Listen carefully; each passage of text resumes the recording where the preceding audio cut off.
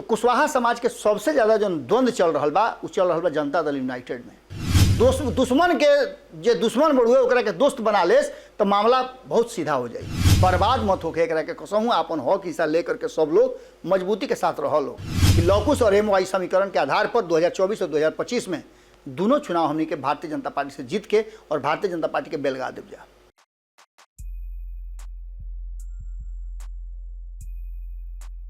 मोहब्बत वाला एगो घराना बसावल चाहता नहीं, हम नफरत के मोहब्बत से हरावल चाहता नहीं। गोड़ लागता नहीं हेरा से अभिनंदन बरुआ लोग के खूटा ठोक हो। लगातार जना तरीका से आज कुछ प्रश्न लेके रुआ लोग के आयल बनी और एकरा पहले जौन रुआ लोग से बात होते रहे तो ना में सीधे हम रुआ मुद्दा पर पहुँच जाते रही, लेकिन आज ये मुद्दा रुआ लोग के सामने बा और एकरा चर्चा के बाद हम चाहब कि कई गो हमारा लगे सवाल बा, सवाल के जवाब रुआ लोग दी।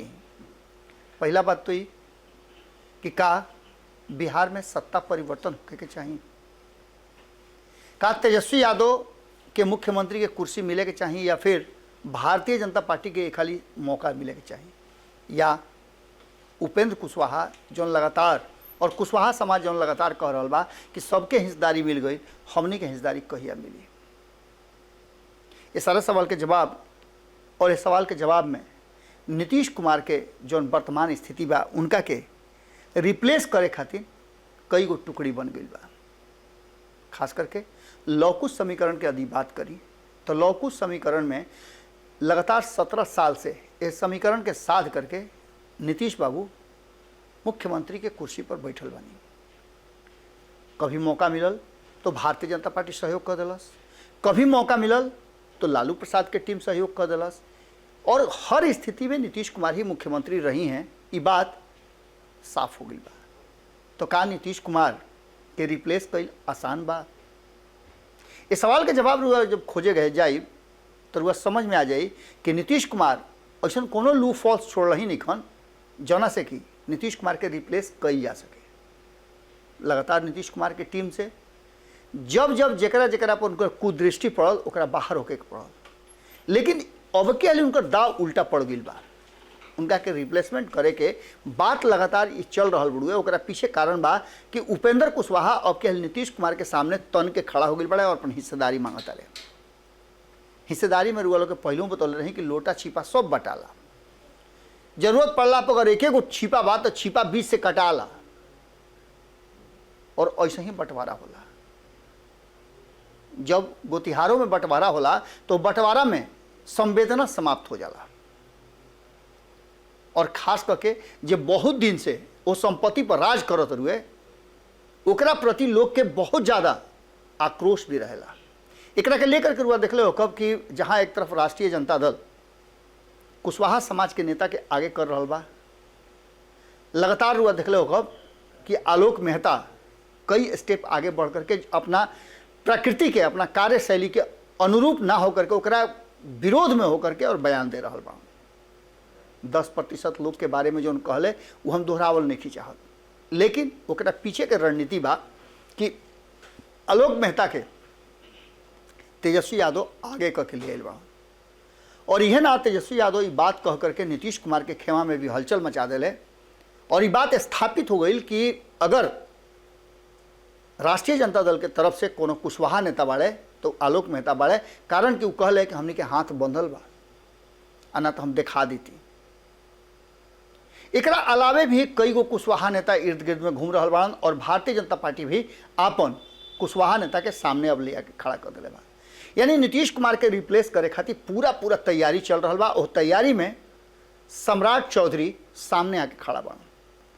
सम्राट चौधरी अचानक से ना बल्कि कई स्टेप हो करके और एजा आयल बा, और भारतीय जनता पार्टी के यह बात के एहसास होता कि नीतीश कुमार के गैला के बाद जो कुशवाहा के जो रट लागल बा, हर कुशवाहा समाज के लोग चाहता कि हमार नेता मजबूत होके और सत्ता में आवे, जोना के कि पद प्रतिष्ठा मिले।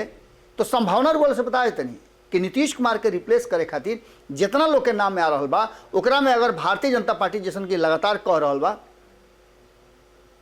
कि हम अब की हाली चुनाव लड़ब बिहार विधानसभा के, तो ओकरा में चेहरा सामने रख के नाम घोषणा करके रहो जैसे प्रधानमंत्री के नाम के कि नरेंद्र मोदी ही बनी है ओकरा आधार पर चुनाव लड़ल जाला, वैसे ही बिहार में भी अब कहली आपन उम्मीदवार सामने रख के आ चुनाव लड़ल जाई। ओमें कहीं ना कहीं कुशवाहा समाज के अपना पक्ष में ले आवे खातिर भारतीय जनता पार्टी सम्राट चौधरी के आगे कर सकेला।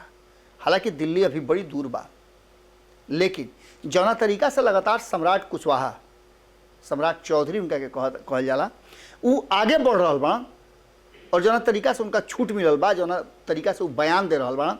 वह याद होई कि काल जौन बयान दिले रहन, वो बयान में बहुत सारा अंश रहे जो हमनी के पंचनामा में 2 दिन पहले ये बात कहले रही जा। एक सीधा मतलब बा कि जौन जौन बात हमनी के कह रहा बन जा वो धीरे धीरे स्टेप बाय स्टेप सामने आ रहा बा, चाहे वो लालू प्रसाद से जुड़ल होके, चाहे नीतीश कुमार से जुड़ल होके, चाहे उपेंद्र कुशवाहा से जुड़ल होके, या बिहार के राजनीति के अन्य क्षेत्र से जुड़ल होके। एक अलावे अगर भारतीय जनता पार्टी से थोड़ा सा अलग हटी तो कुशवाहा समाज के सबसे ज़्यादा जो द्वंद्व चल रहा बा वो चल रहा बा जनता दल यूनाइटेड में। नीतीश कुमार केकरा के उत्तराधिकार दी हैं, ये बात के लेकर के उपेंद्र कुशवाहा खूंटा गाड़ दे बड़ा कि हम इन्हें उन्हें ना होके दे। अगर कोई उत्तराधिकारी बनी यह पार्टी के चलाई तो वो यह पार्टी के ही सदस्य हुई, ना कि कोई दूसरा के उत्तराधिकार दिया। नीतीश कुमार साफ कहले रहन कि आवे वाला 2025 के चुनाव में तेजस्वी यादव चेहरा हुई है महागठबंधन के। ये बात जदयू के बहुत सारा लोग डर के मारे या जौना कारण से भी होके कि कहीं पार्टी से बहरी मत हो जाओ, फेंका मत जाओ, बेलगा मत दिहल जाओ, यह चलते चुप्पी साध लिया। लेकिन उपेंद्र कुशवाहा चुप्पी ना सधले। उपेंद्र कुशवाहा एक विरोध भी कैले और यहाँ तक ले कि मामला जब यह बात के भी शुरू भइल कि ठीक बा जब विलय हो जाई तब तो नेता बन सकले नु, तो उपेंद्र कुशवाहा ओकरो पर अड़ंगा लगौले और कहले कि मुख्यमंत्री जी आखिर ऐसा काहे होता, विलय के बाद ही काहे चल रहा बा। तो मुख्यमंत्री नीतीश कुमार के सामने आकर के और विलय के बात पर मोहर लगावे पड़ल कि ना हो विलय जैसा कोनो चीजें नहीं है। एक अलावे एगो और बात उपेंद्र कुशवाहा कहले रहन जना पर नीतीश कुमार अमल ना कैले या फिर उनका के अमल ना करे दिया। शिकायत आरसीपी सिंह के भी रहे। आरसीपी सिंह के शिकायत रहे कि नीतीश कुमार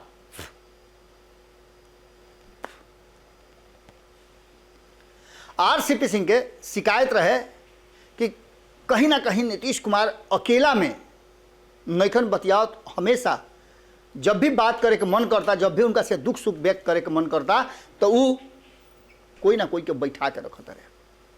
और यह कारण बा कि हमें रहला से अच्छा बढ़ुए कि से फर्का हो जा। आज आरसीपी सिंह अपना पूरा टीम के साथ इंतजार में बढ़ान कि उनका अगला स्टेप काले के बा, लेकिन एकरों में विलम्ब हो रहा बा। उनका भी इंतजारे होते रहे, अभी तैयारी करते रहन, तब तक लेने उपेंद्र कुशवाहा हड़होड़ मचा दिले। अब लवकुश के समीकरण के लेकर के जो चर्चा चल रहा बा और नीतीश के रिप्लेस करे के जो चर्चा चल रहा बा, ओकरा में कई गो बात एक तरफ से जा रहा बा कि आखिर का हुई। और ये बात के लेकर के जब हिस्सेदारी के बात करिए उपेंद्र कुशवाहा, तो उपेंद्र कुशवाहा कितना लोग के नज़र में चढ़ गई। अब उपेंद्र कुशवाहा के लंगड़ी मारे खातिर उनके टीम में कई गो लोग तैयार हो गई बा। चाहे रुआ राम कुमार शर्मा के नाम ले ली, चाहे रुआ जयंत राज के नाम ले ली, चाहे रुआ नाम ले ली उमेश कुशवाहा के, ये सारा लोग एक लाइन से खड़ा होकर के और उपेंद्र कुशवाहा के कैसे लंगड़ी मार दिया ये बात के इंतजार कर रहा बा। हालांकि अब भाषा में थोड़ा सा परिवर्तन भइल बा, संयमित भाषा आ रहा बा, लेकिन ओकरा अलावे जो एमपी बाड़न संतोष कुशवाहा, इस सारा लोग कहीं ना कहीं टारगेट पर अपना लक्ष्य पर रखले बढ़ुए उपेंद्र कुशवाहा के। लेकिन उपेंद्र कुशवाहा के बात जन हिस्सेदारी के बात कैले है ओकरा से भीतरे भीतर सबे इत्तेफाक रखता। यह मामला में लंगड़ी मारे वाला के संख्या जितना बा ओकरा से बेसी संख्या उपेंद्र कुशवाहा के समर्थन करे वाला के बा।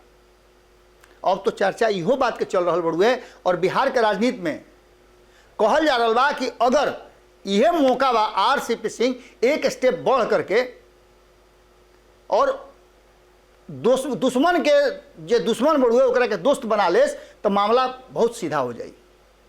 यानी कि उपेंद्र कुशवाहा और आरसीपी सिंह संगे आ जास तो भारतीय जनता पार्टी के भी या जौना गठबंधन में जौना गुट में उलो रही लोग ओकरा भी बल मिली और लवकुश समीकरण के लोग यानी लौकुश समाज के लोग के भी अपन नेता मिल जाई जौन पर भरोसा कल जा सकेला। दोनों दू तासीर के नेता हवे, एगो एडमिनिस्ट्रेटिव बाड़े और दूसरा राजनीतिक व्यक्ति बाड़े। ये दोनों के जो गठजोड़ हुई वो बहुत मजबूत हुई। लेकिन ये लंगड़ी मारे वाला जो कार्यक्रम चल रहा बा वो कार्यक्रम में कहीं ना कहीं एगो बात और महत्वपूर्ण बा कि का उपेंद्र कुशवाहा के जो नया उनका डिमांड बा, ये डिमांड तेजस्वी यादव के खेल बनाई कि बिगाड़ी। साफ नजर आ रहा बा कि तेजस्वी यादव के खेल बिगाड़ला के सिवा बने के तो कोनो सवाल नहीं है। कारण कि सबके कान में शीशा के तरह घोल पिला दिले उपेंद्र कुशवाहा, सबके सुतल अरमान जगा दिले कि भाई हो बड़ा कष्ट से, बड़ा संकट से ये पार्टी के ये ले आइल बन जा। अभी पार्टी बर्बाद मत होके एकरा के कसहूँ अपन हक हिस्सा लेकर के सब लोग मजबूती के साथ रह लो और यह पार्टी के जो आधार रहा ओकरा के दूसरा के झोली में मत डालाओ। नीतीश कुमार इतना दिन शासन कैले, एक मतलब रहा कि पार्टी में कुबत रहा तबे न कहूँ उनके पीछे पीछे घूमत रहा। भाजपा ऐसा बढ़न पार्टी एक पीछे पीछे चलता रहा। सारा चीज कहीं ना कहीं अब पूरा तरह से फ्रेम में आ गई बा और चर्चा एक पर शुरू हो गई बा। इस चर्चा में भले उपेंद्र कुशवाहा पर केहू गाजर फेंके, केहू मुरई फेंके, केहू मरचा फेंके, केहू टमाटर फेंके, लाठी लौर होके, लेकिन उपेंद्र कुशवाहा अपन खूंटा गाड़ दिले बड़न और खूंटा गाड़ करके वो हक हिस्सा के डिमांड कर रहे बड़न।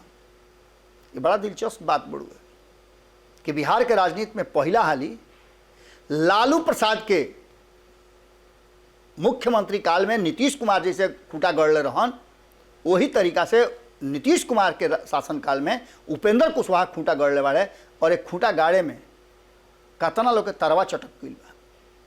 सबसे ज़्यादा परेशान है अगर केहू बा तो वो बारे तेजस्वी यादव। और तेजस्वी यादव के भीतरे भीतरे अभी डर होखे लागल बा कि कहीं हम गलती तो नानू को देनी नीतीश कुमार के साथे आके। धीरे धीरे उनकर जनाधार जौना कारण से वो आई रहन वो कारण वालों के साफ नजर आवत हुई कि सक्सेस नहीं के होते। लौकुश समीकरण उनका साथ है, पूरा मजबूती के साथ नहीं के जना के सोच करके वो आई रहन कि लौकुश और MOI समीकरण के आधार पर 2024 और 2025 में दोनों चुनाव हमने के भारतीय जनता पार्टी से जीत के और भारतीय जनता पार्टी के बेलगा देव जा।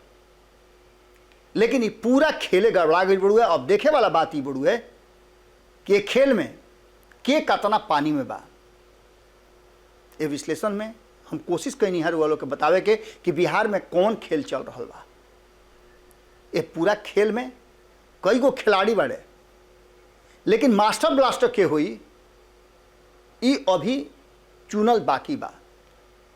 सब केहू आपन आपन बैटिंग, बॉलिंग, फील्डिंग सब आजमा रहल बा। अपन 100% देवे खातिर सब लोग अपन तैयारी शुरू कर दिले बा और एकरा में जदयू के भीतर हड़होड़ मचल बा। दिलचस्प बात ये बड़ू है कि एकरा में नीतीश कुमार बिल्कुल शांत बाड़े, कारण कि उनका कुर्सी पर अभी तक ले कोनो झटका नहीं खेआई और ये बात तो समझ रहा बड़ा कि 2025 तक घींच घाँच करके जा सकले। लेकिन यही बीच में एगो और खबर आ रहा बा कि कहीं ऐसा ना होके कि जौना तरीका से सब कुछ चल रहा बा 2024 में 2025 के भी चुनाव हो जाए। का होई ये तो भविष्य के गर्भ में बा। लेकिन रउआ लोग से निहोरा जरूर बा कि ये पूरे विश्लेषण के बाद अगर रउआ मन में कोनो बात बा तो जरूर कमेंट बॉक्स में लिखब सब है। काल फिर भेंट करे के वादा के संग है। गोड़ लागत।